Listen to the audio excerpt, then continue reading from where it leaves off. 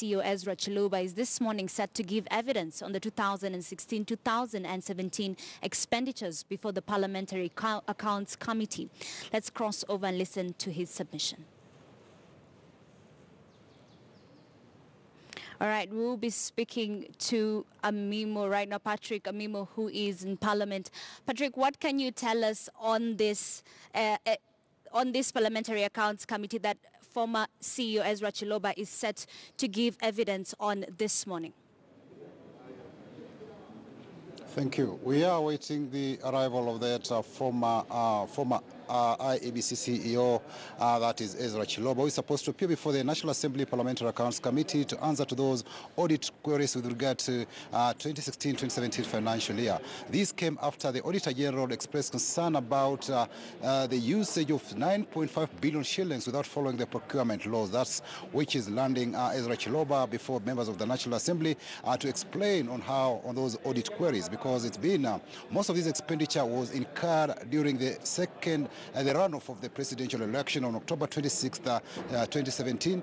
Members of Parliament are concerned that it was one election, yet it cost 9.5 billion shillings.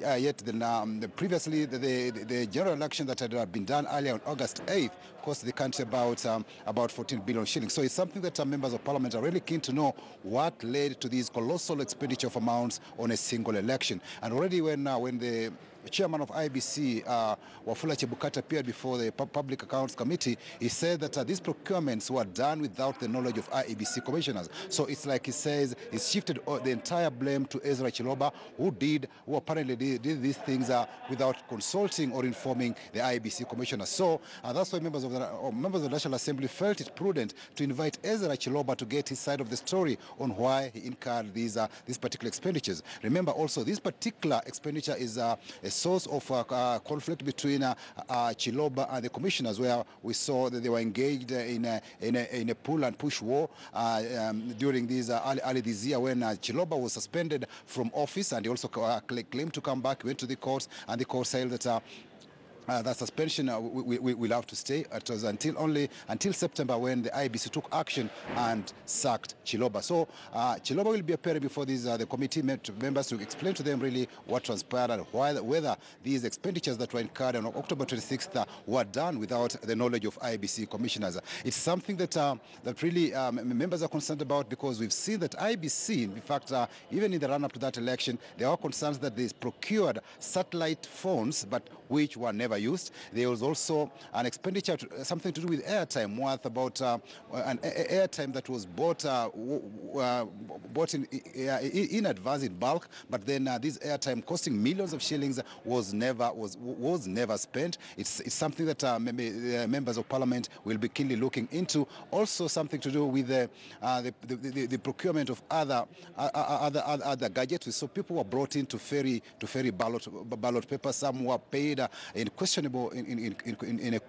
manner, because we had some supplying even things like match boxes. You can imagine someone being paid 5 million shillings to supply match boxes during that repeat election. So it's something that members of the Parliament will be really going down to really understand really what happened. There's something to do with also the stickers, which cost about 120 million. There were also those vehicles that were hired to transport ballot boxes, also across the country, which many also we were looking at, and also the fueling of those vehicles. That we had these were just fuel, said IEBC expenditure or without being paid.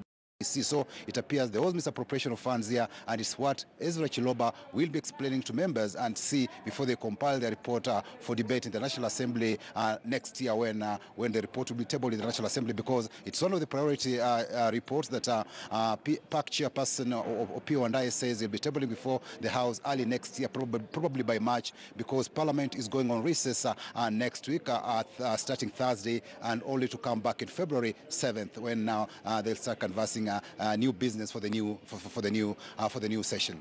Ashley. All right, Patrick Amimo there reporting from Parliament. Of course, we're going to be keeping you updated on this story as it develops. Former IEBC CEO Ezra Chiloba will be appearing before